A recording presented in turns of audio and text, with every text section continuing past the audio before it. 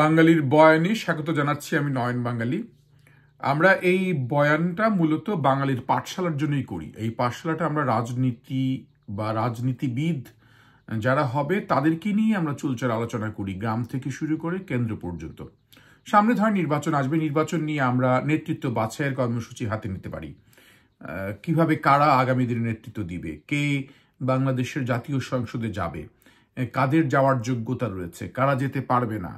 আমরা ধরেন অনেক সংস্কার করছি, এখন আমরা সাংবিধানিক সংস্কার করছি, আমরা দুর্নীতি দমন কমিশনের সংস্কার করছি, নির্বাচন কমিশনের সংস্কার করছি।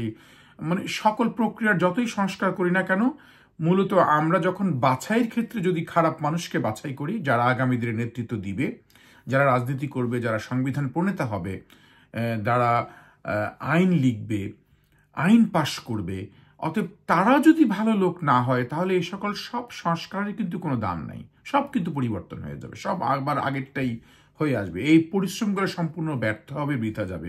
তাহলে আমরা কিভাবে নেতৃত্ব বাছাই করব, সেটি কিন্তু অনেক বড় প্রশ্ন। যারা বা উপর সারিতে নেতৃত্বে বসে আছে তাদের তো হাতে, তারা কিন্তু অনেক ভুলও করতে পারে, তারা চাইলেও অনেক ভুল সংশোধন করার চেষ্টা করলেও অনেক চাপে পারে না, এমনও হতে পারে যাতে সবকিছু না হয়। একটা সিস্টেমেটিক্যালি আমরা এগোতে পারি। ধরেন একটা যখন গবেষণা করি আমরা, তখন গবেষণা করলে আমরা ধরেন কিছু ডেটা কালেকশন মেথড আমরা বের করি, যে ধরেন কিভাবে খুব সহজভাবে যদি বলি, আমরা দুইটা সোর্স থেকে ডাটা কালেক্ট করতে পারি।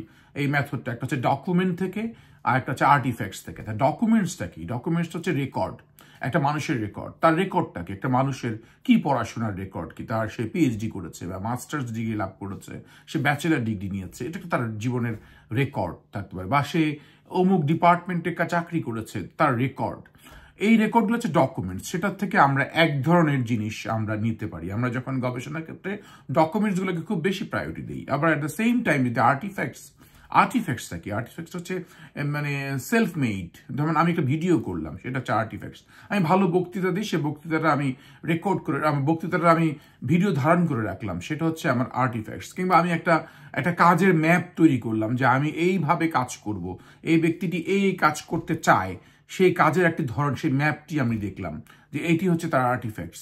অতএব এই সোর্সটাও একটা ইম্পর্টেন্ট। আমি তার আর্টিফ্যাক্টস দেখে আমি কি সোর্স নিতে পারি, মানুষকে বাছাই করতে পারি।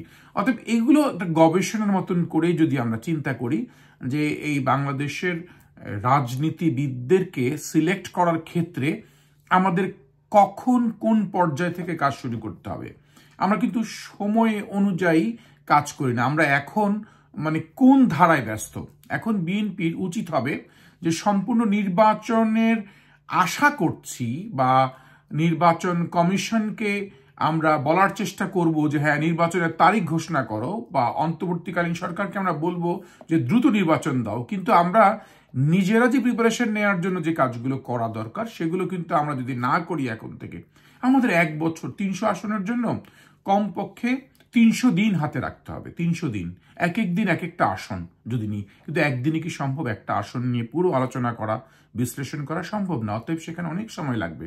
আমরা সেগুলো সাইমultaneouslyও করতে পারি, যে আমরা বিভিন্ন জেলা ওয়াইজ ভাগ করে দিতে পারি, যে কোন কোন জেলায় কারা কারা কাজ করবে এই টিমটা। হ্যাঁ, আমরা বরিশাল কারা কারা দেখবে, বরিশালের এই লোকগুলো আজকে মনোনয়ন নিয়ে তারা চুলচেরা বিশ্লেষণ করবে।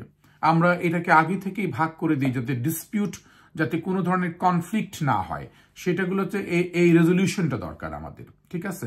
এটার জন্য কিভাবে আমরা তো জানি যে অল্টারনেটিভ ডিসপিউট রেজলিউশন, আমরা এডিআর যারা কাজ করে আসছি তারা, আমরা একটা প্রক্রিয়া জানি। ধরেন একটা প্রক্রিয়ার একটা অংশ যদি বলি, একটা আসনে 2 জন যোগ্য প্রার্থী, তাহলে কি করব? একজনকে বলি তুমি পলিটিক্যালি এম্পাওয়ার হও, তুমি পলিটিক্যালি ভালো পোস্ট পজিশন হোল্ড করো। আরেকজনকে বললাম তুমি ঠিক আছে এমপি হও, তুমি এমপি হও, কিংবা তুমি উপজেলা বা জেলা পরিষদের দায়িত্ব নাও, কিছু একটা করো, সেখানে তুমি অফিস মেনটেন করলো, আর একজন হচ্ছে পলিটিক্স মেনটেন করলো। তাহলে যে পলিটিক্স মেনটেন করলো সে হয়তো খুশি হতে পারে, ঠিক আছে আমি পলিটিক্যালি এম্পাওয়ার হলাম, আমার পলিটিক্যাল পদ পদবি থাকলো বড়। ফলে এইগুলোর একটা সমান্তরাল সিস্টেম চালু করা উচিত। মানে আমরা বাঙালির বয়ানে বলতে চাই, বাংলাদেশের রাজনীতির ইমেজ সংকট ততদিন পর্যন্ত দূর হবে না যতদিন পর্যন্ত রাজনীতিবিদরা ঠান্ডা মাথায় স্বস্তিতে রাজনৈতিক কিছু কর্মসূচি করতে পারবে। কারণ এরা তো কেউ ঠান্ডা মাথায় স্বস্তি থাকতে পারে না। প্রত্যেকটি মানুষ ব্যস্ত তার প্রতিপক্ষ থেকে কিভাবে বাঁচবে।